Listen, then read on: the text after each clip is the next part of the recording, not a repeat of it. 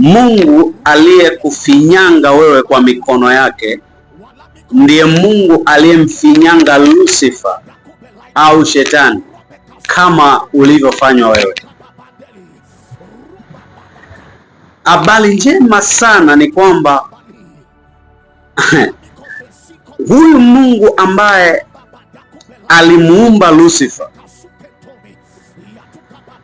anaishi ndani yako,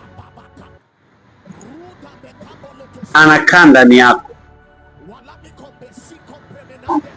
Ukisoma kwenye Waefeso sura ya 2 mstari wa 6 anasema alitufufua pamoja na Kristo akatuketisha kwenye ulimwengu wa roho pamoja na Kristo.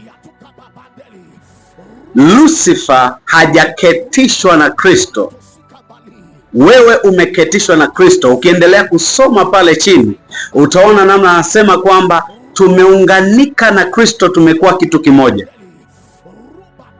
So that means uwezo wako wewe una uwezo mkubwa sana kuliko Lucifer. And habari njema ni kwamba wakati Lucifer anaumbwa, wewe ulikuwa ndani ya Mungu. Wakati Lucifer anaumbwa, Shetani anatengenezwa na Mungu, kwa sababu Mungu alimtengeneza Lucifer. Shetani ni tabia iliyoonekana ndani yake.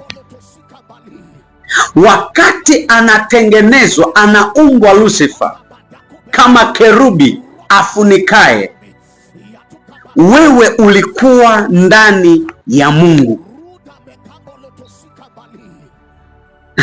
So wewe unayo nguvu ya kumshinda Lucifer. Wewe ni wakale sana, wakale sana. Wewe usidanganywe na umri wa kwamba una miaka 40, una miaka 20. Wewe ni wakale sana. Kabla ya misingi ya ulimwengu kuumbwa, wewe ulikuwa ndani ya Mungu. Usimwogope Shetani. Kinywa chako kimtaje sana Mungu kuliko Shetani. Ni kiumbe mdogo sana kwako. Ameumbwa kama ulivyoumbwa wewe. Asikutishe. Zaidi sana ni kwamba Mungu anakaa ndani yako. Hajawahi kukaa ndani ya Lucifer, ila Mungu amechagua kukaa ndani yako. Amekuchagua wewe unayenitazama.